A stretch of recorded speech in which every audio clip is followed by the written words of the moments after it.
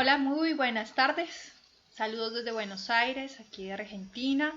Pues les recuerdo, mi nombre es Juliet y hoy continuaremos con esta línea de Mateo. El día de hoy haremos Mateo 4, del verso 1 al 11. Y nada, pues un saludo desde este ministerio, Bendecidos para Bendecir. Un proyecto lindo en equipo que hace más o menos un mes y medio surgió por, por el Padre Celestial y le damos gracias a Él por esto. Vamos a comenzar, como siempre, dando gloria y honra al Señor en este tiempo, dándole la oración, haciendo la oración que debemos hacer siempre antes de leer la palabra. Y bueno, seguiremos con la enseñanza del día de hoy. Padre amado, te doy gracias en esta tarde, en este nuevo día, Señor, por permitirnos estar bajo tu cobertura, bajo tu amparo, Señor. Y yo te pido en el nombre de Jesús en esta hora que tú seas guiándonos, Señor, que tu Espíritu Santo sea el que ministre en este tiempo, que haga que esta palabra penetre hasta lo más profundo de nuestro ser y que esta palabra siempre la tengamos grabada, pegadita a nuestras mentes, a nuestros pensamientos, a nuestros corazones, y que siempre que la necesitemos, Señor, tu Espíritu Santo nos la recuerde para poder actuar conforme a tu voluntad, Señor. Te damos la gloria y la honra a ti, Señor, en el nombre poderoso de tu Hijo Jesucristo. Amén. Bueno, hoy vamos a hablar de un tema bien lindo. Es un tema que ya se ha visto muchas veces en algunas congregaciones. Unas personas que llevan más tiempo en el Evangelio obviamente ya han escuchado bastante de esta palabra, pero habrán otras personas que llevan un poco menos de tiempo y no la han escuchado antes. Así que bueno, hoy queremos hablar del desierto de Jesús, ese famoso desierto al que fue llevado, y trataremos de recorrer de una manera clara, lúdica, dinámica, esta palabra.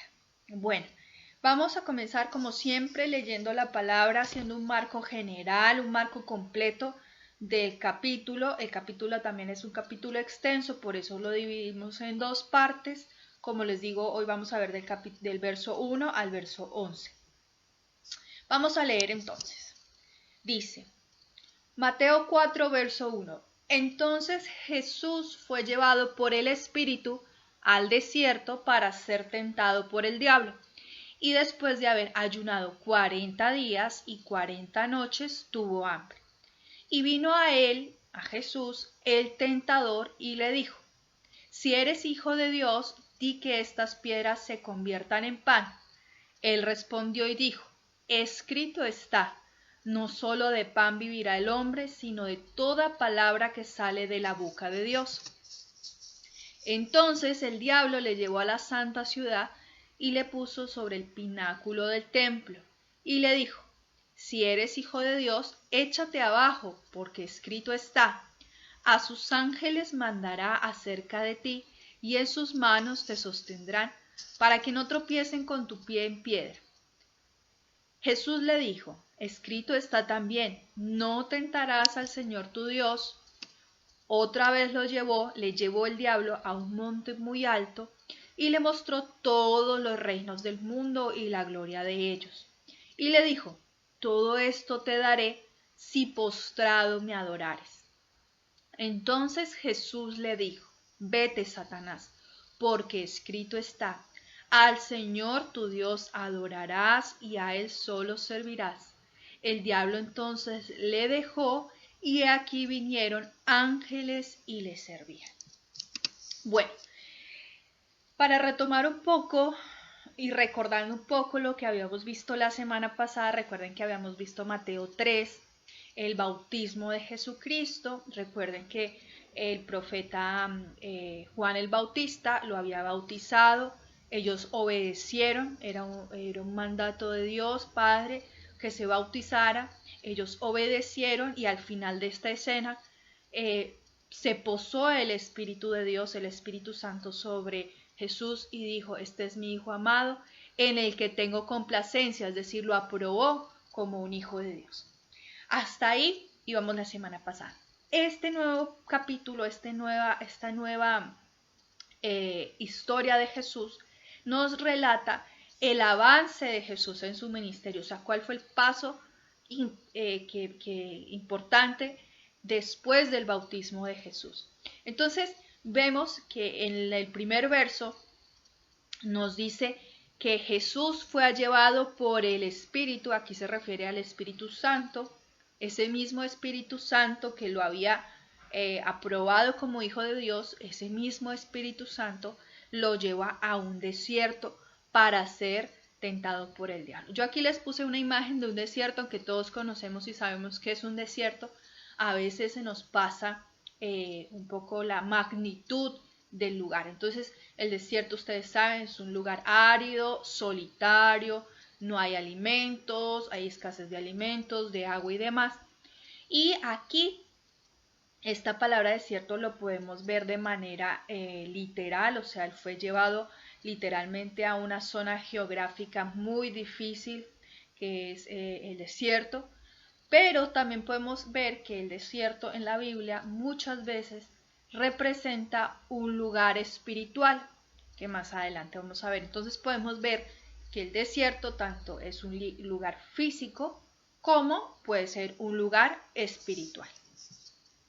Bueno, aquí les vuelvo a repetir ese primer verso porque me pareció sumamente importante que hiciéramos hincapié en este verso. Que dice que llevó el Espíritu Santo al desierto a Jesús después de ser aprobado como Hijo de Dios. Este es un verso que nos muestra la forma muchas veces de proceder de Dios con sus hijos. Creo que muchas veces nos han, no sé si mal enseñado o nosotros hemos mal interpretado, que cuando nosotros llegamos a Dios, por medio de su Hijo Jesucristo, pues las cosas se nos van a arreglar milagrosamente, vamos a ser bendecidos económicamente, materialmente, laboralmente, sentimentalmente, o sea, que automáticamente, como un toque así, milagroso, toda nuestra vida se va a arreglar, todo lo que estaba mal se va a arreglar y que vamos a caminar por un camino de pétalos de rosa. Y en esta parte de la Biblia vemos que no es así, que en muchos casos, la mayoría de veces, de hecho lo he escuchado muchas veces, muchas personas dicen, no, pero si yo me acerqué a Dios y me está yendo peor de lo que era antes de haberme acercado a Dios. Y bueno, hay una justificación para eso, hay una razón para que Dios permita estas cosas, y es que Dios es un Dios que aprueba un hijo y como lo aprueba como hijo, lo adopta como un hijo, empieza a hacerle un proceso a ese hijo para que sea mucho más parecido a Jesucristo, para que llegue a la estatura de Jesús. Él no nos va a dejar en la inmundicia en la que estábamos antes. Aunque nosotros aceptamos a Jesucristo en nuestro corazón, aún tenemos muchas costumbres, muchos hábitos, muchos pecados recurrentes, muchas situaciones que aún son de la vieja naturaleza. Y el Señor, por medio de ciertos tratos, como llamamos nosotros, o ciertas situaciones, hace o permite que nosotros entremos al horno de fuego para ser purificados. En este caso específico, vemos que Jesús es llevado por el mismo Dios, por su papá, al desierto, tanto físico y hablando también de un desierto espiritual. ¿Para qué? Con el objetivo de qué? De ser tentado por el diablo.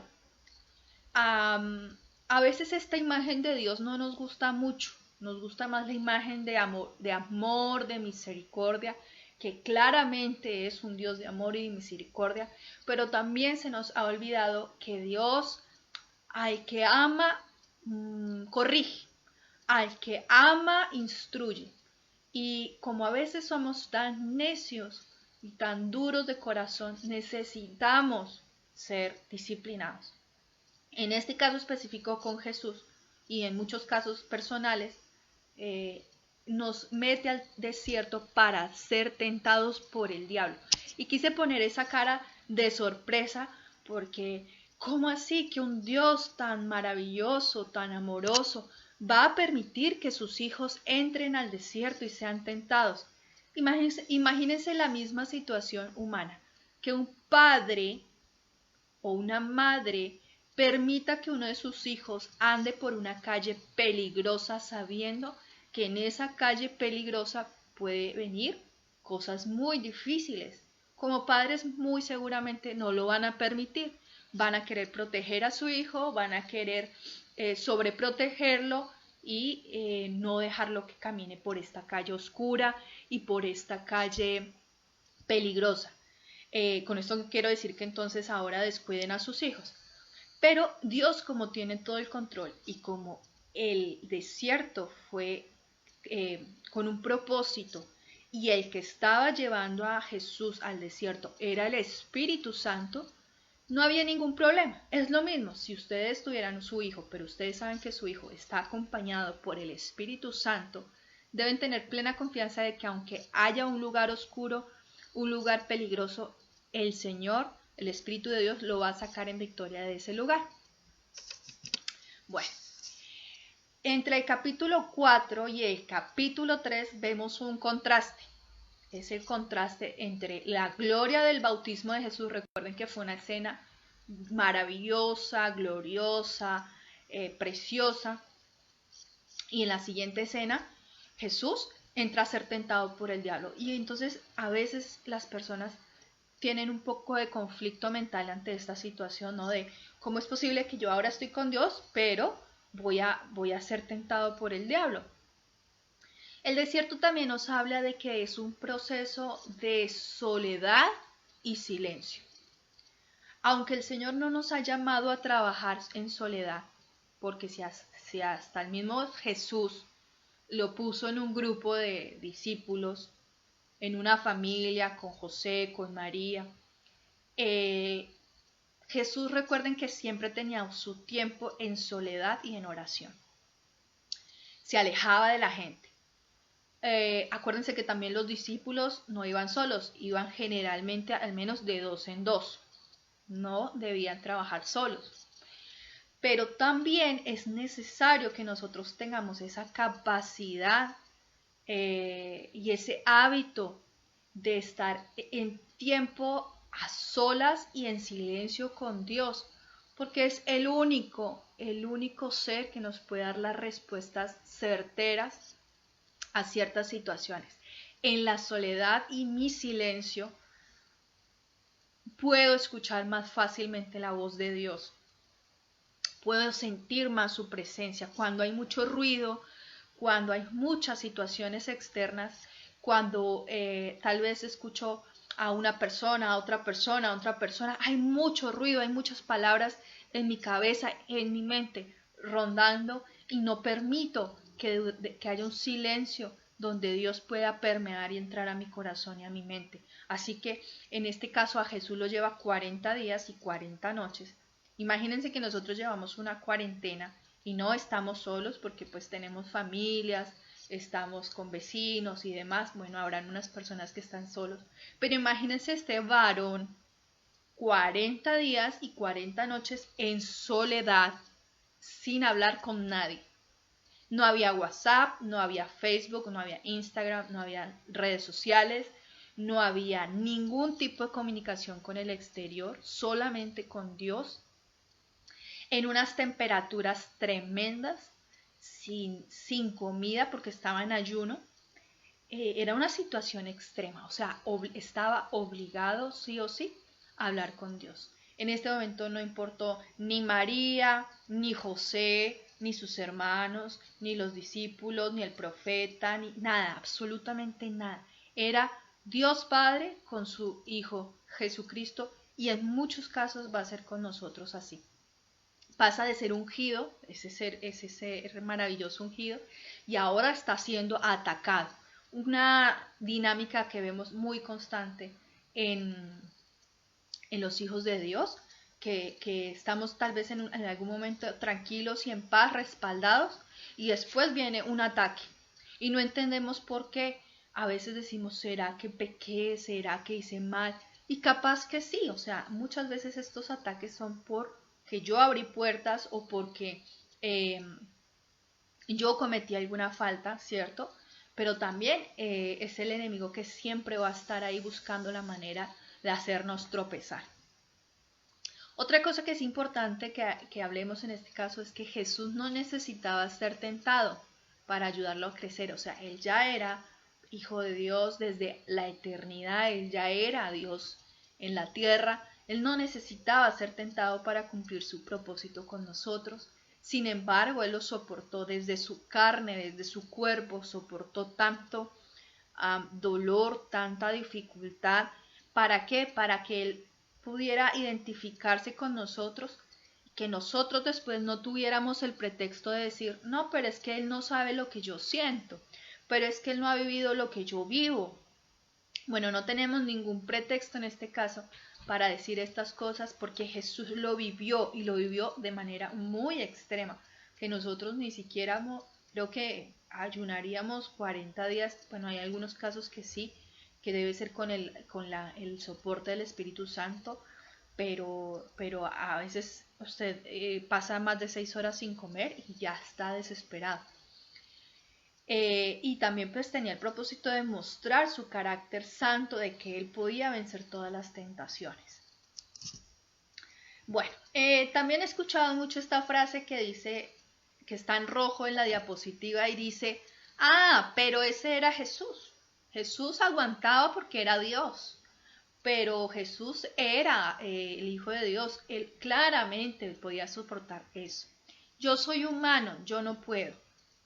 Bueno, les doy una respuesta con el siguiente versículo que está en Primera de Corintios 10, 13, que dice, no os ha sobrevenido ninguna tentación que no sea humana, pero fiel es Dios, que no os dejará ser tentados más de lo que podéis resistir, sino que dará también juntamente con la tentación la salida para que podáis soportarlo. Es decir, a Jesucristo lo tentó el mismo Satanás, el mismo Lucifer.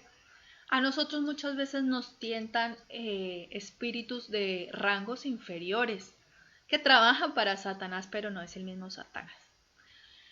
Y lo otro es que el Señor, con la misericordia y con la bondad que Él tiene, no deja que nosotros seamos tentados más allá de lo que podemos resistir. Dios no es el que tienta, Satanás es el que pone la tentación. Y Dios sabe que nosotros vamos a ser tentados y que Él lo permite, Él lo permite. Sin embargo, como lo permite, sabe hasta dónde nosotros podemos aguantar una tentación. Es decir, que nosotros no podemos tener tampoco la excusa de decir, no, es que yo soy humana y la tentación me superó, porque estoy segura de que el Señor dio una puerta de salida antes de que usted cayera en la tentación. El Señor seguramente mandó una opción diferente a la tentación para que usted huyera, para que yo huyera. Y no decidimos escapar, no decidimos tomar esa salida de emergencia por esa puerta y fuimos a donde no teníamos que caer. Sin embargo, como Dios también es tan misericordioso y tan bueno, sabe que nosotros podemos caer en estas tentaciones y lo que nos dice es, arrepiéntanse de corazón, vuelquen su corazón hacia mí, rasguen su corazón hacia mí y arrepiéntanse de lo que están haciendo y yo olvido completamente lo que ustedes están haciendo o lo que hicieron, corrijan su camino, corrijan su senda y sigan adelante. Pero yo les aseguro siempre que el Señor nos da una salida externa.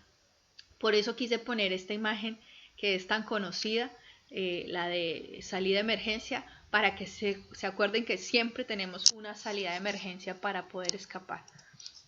Bueno, otra de las características que vemos en este pasaje es que en el verso 2 dice que, como les había mencionado hace unos minutos, hace unos segundos, que el Señor ayunó 40 días y 40 noches. El ayuno, es uno de los ayunos más largos que se puede encontrar en la Biblia. Moisés también hizo ayunos de 40 días. Aquí no dice si era de agua y de comida, de comida seguramente sí, pero aquí lo importante es que 40, el número 40, eso también es bastante extenso de explicar, pero el número 40 es un número que se repite muchas veces en la Biblia. Algunos ya lo saben, otros no. Es un número que expresa un tiempo de espera, un tiempo de proceso, un tiempo de cambio, un tiempo de intervención divina para ser modificados y llevarnos hacia algún lado.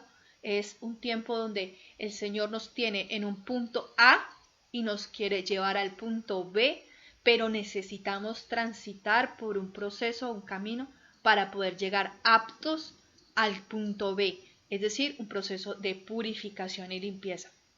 ¿Que duele? Duele, es muy doloroso. Bueno, luego adelante viene las tentaciones. El Señor estaba en el desierto, ya pasando el tiempo del ayuno, todas las situaciones difíciles con la parte geográfica, pero luego viene Satanás a ponerle las famosas tentaciones. Son 3 tentaciones y se las voy a resumir de la siguiente manera. La primera tentación dice, y vino, el verso 3 dice, y vino a él, a Jesús, el tentador, y le dijo, si eres hijo de Dios, di que estas piedras se conviertan en pan, porque Jesús había tenido hambre. Recuerden en el verso 2. Él respondió y dijo, escrito está, no solo de pan vivirá el hombre, sino de toda palabra que sale de la boca de Dios. La primera tentación que nosotros podemos ver, de hecho son 2, pero que van enfocadas hacia el mismo objetivo, pero el primero tentación va con una flecha directa hacia la identidad como hijo de Dios. O sea, le dice, si eres hijo de Dios. Satanás constantemente nos está haciendo dudar de nuestra identidad, de nuestro valor como hijos de Dios. Entonces siempre va a buscar la manera de que ese amor propio, de que nuestra autoestima sea golpeada. Por eso muchas veces envía a personas para hacernos daño, para que nosotros nos sintamos menospreciados, menos amados. Pero Satanás busca de todas las maneras posibles hacernos dudar de nuestra identidad como hijos de Dios, de esos hijos amados, porque a veces no es lógico para nuestra cabeza pensar que si somos hijos de Dios, porque Dios permite tanto dolor a veces en nuestras vidas o tantas dificultades. Y Satanás empieza, o bueno, sus servidores empiezan a susurrar en nuestras mentes precisamente, y si de verdad eres hijo de Dios, ¿por qué Dios permite estas cosas? Yo esto lo aprendí y todos los días es una tarea que tengo de recordarme a mí misma que soy una hija de Dios. Pero esta lección yo la aprendí recién, yo comencé en el Evangelio, se los voy a contar a modo de testimonio, con un sueño. El sueño era que estaba yo en un campo como de batalla, donde había como desierto, arena, y la gente estaba corriendo de un lado para el otro, eran 2 bandos, y venían flechas encendidas con fuego desde los aires, y estas flechas no me llegaban a mí, no me alcanzaban a golpear a mí, pero sí caían muy cerca de donde yo estaba y explotaban como pequeñas bombas. Y yo huía de estas flechas hasta que llegué a un lugar, a una casa, y extrañamente a esta casa yo tenía que llegar a cobrar o a reclamar mi sueldo, mi sueldo por trabajar. No sé, fue una mezcla extraña del sueño, pero a este lugar yo llegué para cobrar mi sueldo. No sé cuánto dinero era dinero. Y cuando yo llegué a este lugar, dije que iba a ir a reclamar mi sueldo y me dijo el de la ventanilla o el del banco, por así decirlo, que necesitaba mi documento de identidad. En Colombia se llama cédula, en Argentina se llama DNI, pero bueno, todos los países tienen un carnet de identificación y me pidió el del banco ese carnet de identificación y yo le dije que no lo tenía, que yo no tenía ese carnet de identificación y el señor del banco me dice que por eso no puedo yo cobrar el sueldo. Luego de oración, de un tiempo de oración, el Espíritu Santo me dice que mientras yo no tenga la identidad clara como hija de Dios en esa patria celestial a la que yo pertenezco, no voy a poder acceder a las bendiciones que el Señor tiene para mí, que Él no va a poder entregarme esas bendiciones que Él quiere, que en este caso estaban representadas por dinero, pero no representaban dinero físico, sino representaban bendiciones, abundancia, sustento en lo espiritual. Entonces ahí yo entendí que mientras yo no tuviera claro quién era yo, no podía avanzar en el reino de los cielos. Bueno, otra cosa que les quería aquí decir es que ya eso lo sabemos. Al leerlo, Jesús respondió a Satanás con lo que estaba escrito. El Señor le contesta: no solo de pan vivirá el hombre, sino toda palabra que sale de la boca de Dios, refiriéndose a ese alimento espiritual. Es decir, que le está poniendo como prioridad el alimento espiritual y no el alimento físico. Y es una palabra que se encuentra en el libro de Deuteronomio, capítulo 8:3. Ahí está anotado.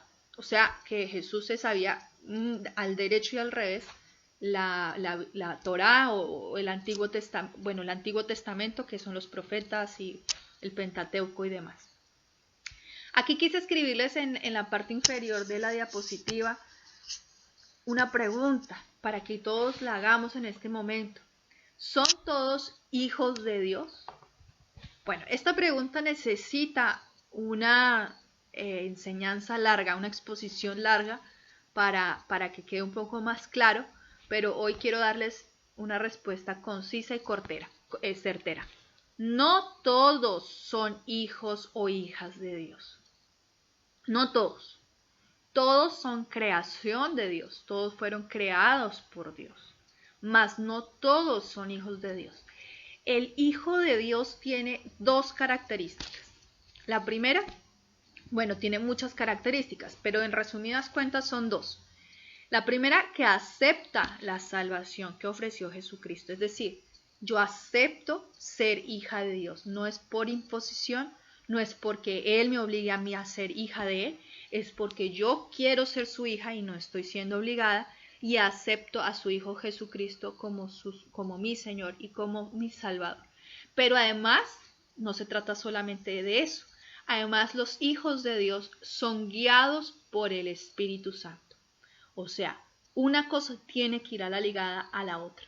No puedo decir que soy hija de Dios si hice una oración de fe aceptando a Jesucristo en algún momento como mi Señor y mi Salvador, pero yo me sigo guiando por mis instintos humanos, si me sigo manejando como una persona carnal, si sigo teniendo prioridades carnales y terrenales.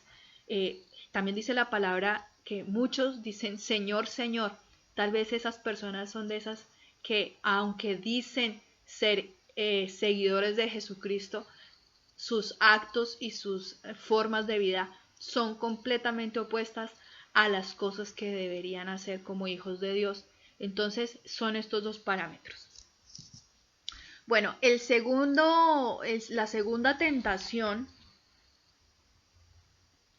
en el verso 5, dice: entonces el diablo le llevó a la santa ciudad y le puso sobre el pináculo del templo. Y le dijo: si eres hijo de Dios, échate abajo, porque escrito está: a sus ángeles mandará acerca de ti, en sus manos te sostendrán, para que no tropiecen con tu pie en piedra. Bueno, ¿qué es el pináculo del templo? Aquí les quise poner una foto de un templo. No es un templo como nosotros creeríamos cuando nos imaginamos o nos dicen la palabra templo. El templo para los judíos era el tipo de templo que yo les estoy colocando aquí: muros de piedra, sin puntas, sin cruces ni nada de estas cosas en lo alto, simplemente era una edificación elevada. Y cuando dice que Jesús fue llevado por el enemigo, no quiere decir que lo haya llevado físicamente, literalmente, sino lo llevó espiritualmente hasta ese lugar. Y nuevamente vemos que es su segunda tentación de Satanás, vuelve a querer maltratar o alterar esa identidad como hijo de Dios. Vuelve y le dice, si eres hijo de Dios, vuelve y le dice, si eres hijo de Dios, échate abajo. Vuelve y quiere atentar contra esa identidad. No es en vano que escrito esté 2 veces esta tentación. Es una tentación y es una de las tentaciones con las que más tenemos que lidiar los seguidores de Jesucristo y los hijos de Dios. Pero vemos aquí la astucia de Satanás, porque Satanás es muy astuto. Nosotros no podemos poner en alto la obra de Satanás, pero tampoco podemos evadir o querer restar poder del que tiene, porque tenemos que saber que él tiene unas maquinaciones, no podemos ignorar sus maquinaciones. Así que vean cómo es de astuto este Satanás, y lo que hace es poner al Hijo de Dios sobre el pináculo del templo, queriéndolo poner en un lugar alto, y lo tienta a que se muera, o sea, quiere lanzarse, quiere que se lance contra el piso. O bueno, capaz también lo pudo haber hecho en lo físico. Dios tiene todo el poder para hacer este tipo de cosas. El mundo espiritual también tiene ciertas cosas no lógicas. Pero bueno, aquí Satanás le dice, lánzate contra el vacío y a ver si te va a mandar ángeles Dios para que te sostenga en la caída. O sea, quiere hacer que Jesús se muera, matarlo. Puede venir también estos pensamientos muchas veces de no querer vivir más, de quererse de pronto atentar contra la vida de uno mismo, porque ese es otro de los ataques muy frecuentes de Satanás, estas ideas depresivas, estos pensamientos de ansiedad, de menosprecio, y es muy común ver ese tipo de ataque. Y Satanás le recita una palabra que está en el Salmo 91, que es la de los ángeles. Entonces, pues lánzate a ver si los ángeles te van a alzar. Pero Jesús, aunque Satanás usó la palabra para contestarle, distinguió de quién venía esa palabra. Es muy importante, es demasiado importante que nosotros oremos al Padre para que nos dé ese discernimiento de la palabra que viene de Dios y de la palabra que viene del enemigo, porque el enemigo muchas veces puede usar palabras que parecen ser buenas, que incluso son de la misma Biblia, pero el origen de donde viene esta palabra es netamente oscura y perversa. Así que por eso necesitamos clamarle al Padre para que nos dé ese discernimiento. ¿Y Jesús por qué distinguió? Porque estaba totalmente ligado al Espíritu Santo y el Espíritu Santo lo alertó y no dejó que hiciera eso. ¿Y Jesús qué hace? Vuelve y contraataca, vuelve y responde con la misma palabra. Por eso es tan importante que nosotros estudiemos la Biblia, que no andemos dando golpes o tumbos contra el aire, sino dando golpes certeros contra Satanás con lo que está escrito. Bueno, y la tercera... bueno, antes de esto, la respuesta de Jesús aquí con la palabra es, escrito está también que no tentarás al Señor tu Dios. O sea, no vamos a tentar a Dios en ninguna situación de su poder. Es decir, alguna vez escuché en Chile, en Santiago, un hombre, creo que tenía problemas psiquiátricos, que tentó a Dios. ¿En qué sentido? En que se quiso meter a la jaula de los leones del zoológico de Santiago, tentando el poder de Dios, diciendo que como él creía en Dios y era hijo de Dios, Dios lo iba a salvar del ataque de los leones. Y lamentablemente tuvieron que matar al león porque este muchacho se metió a la jaula de los leones y obviamente pues los leones lo estaban atacando y tuvieron que matar al león. Él tentó a Dios. Aunque sabemos que Dios es un Dios poderoso, no podemos hacer ese tipo de cosas. No podemos retar ni tentar a Dios en su poder. Bueno, y la tercera tentación dice: otra vez le llevó el diablo a un monte muy alto y le mostró todos los reinos del mundo y la gloria de ellos, y le dijo: todo esto te daré si postrado me adorares. Aquí es muy claro varias cosas. Uno, que Satanás tiene el principado de las naciones de la tierra, aún, aunque Jesús es Rey de Reyes y Señor de Señores, es nuestro Dios. Satanás aún tiene control de los reinos de este sistema de vida que aún tenemos, que ya sabemos que en algún tiempo tendrá que terminar, porque el mismo Señor lo dijo, y después nos entregará una tierra nueva y unos cielos nuevos, pero aún Satanás está como gobernador en los aires y en la tierra sobre las naciones, y que el Señor va escogiendo su trigo en medio de todo este caos. Bueno, y lo otro que vemos aquí es que uno de los objetivos principales de Satanás es buscar adoración hacia él. Él quiere que lo adoremos a él. O sea, una de las estrategias principales de Satanás para desviarnos de Dios es volcar esa adoración hacia él.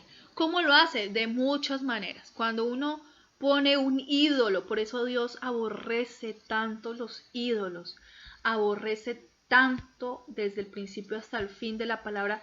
Dios dice claramente que aborrece todo ídolo, porque el Señor sabe que cuando nosotros volcamos nuestro corazón hacia un ídolo, estamos adorando a Satanás. Cuando uno pone un ídolo, como por ejemplo el dinero, un equipo de fútbol, un político, porque eso está pasando actualmente en Colombia, cuando uno pone como ídolo un movimiento religioso, cuando uno pone como ídolo un humano, un pastor, un profeta, un evangelista, cuando uno pone como un ídolo a sus hijos, a sus hijas, a sus padres, a sus madres, lamentablemente, y eso suena un poco duro, son ídolos que me están robando el primer lugar. No quiere decir que los deba descuidar, no quiere decir que los deje de amar, no quiere decir que yo me desprenda completamente de ellos, pero sí debo quitar esos puestos de idolatría hacia cualquier cosa. El único que puede mostrar qué ídolos nosotros tenemos en el corazón es el Espíritu Santo. Así que el único que merece toda alabanza y toda exaltación es Jehová, Dios de los ejércitos, Jesucristo, su Hijo único, y el Espíritu Santo. Cualquier otra cosa, cualquier adoración hacia otra cosa, movimientos, personas, objetos, todo lo que ustedes se quieran imaginar, es adoración hacia Satanás, porque Satanás se viste, se disfraza de ídolos para que nosotros nos olvidemos del único y verdadero Dios. Pero volvemos a ver la estrategia que Jesús tiene, que es responder con autoridad. Nunca titubeó, nunca dudó, nunca dijo, ¿será que sí? ¿Será que tal vez no? ¿Será que tal vez de pronto? No, él siempre fue con autoridad y con lo que estaba escrito. Esto está escrito, acuérdense que lo que está escrito nadie lo borra. Si a usted le dan una palabra con el aire y no lo escribieron, se puede olvidar. Pero si está escrito, eso nadie ni nada lo puede borrar.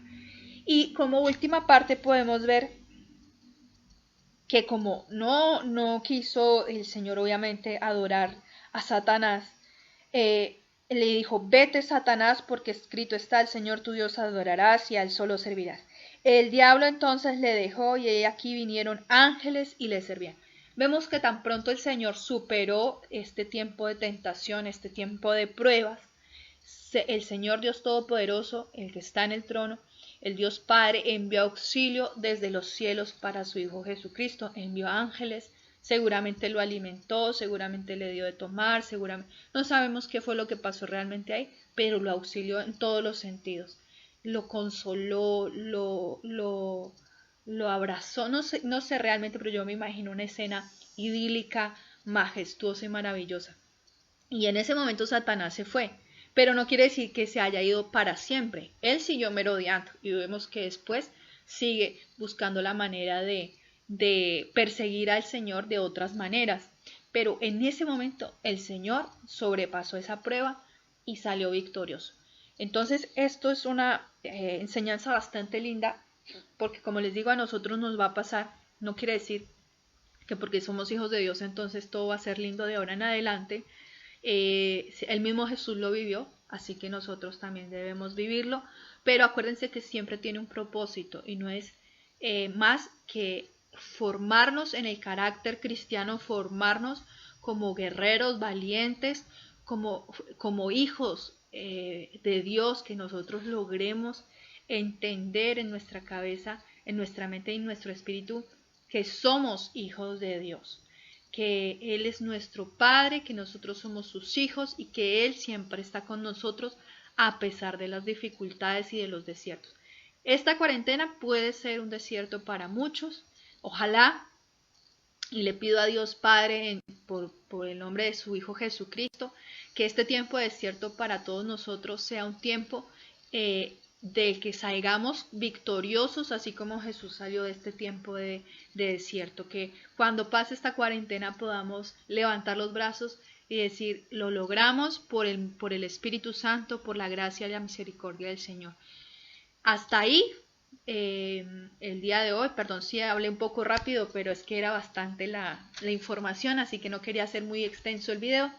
Dios los bendiga, cuídense mucho, siempre, siempre en alabanza, en agradecimiento, en oración, en súplicas, en ruegos hacia el Padre. No desistan, no bajen sus brazos, no se cansen, avancen siempre. Un saludo desde Buenos Aires.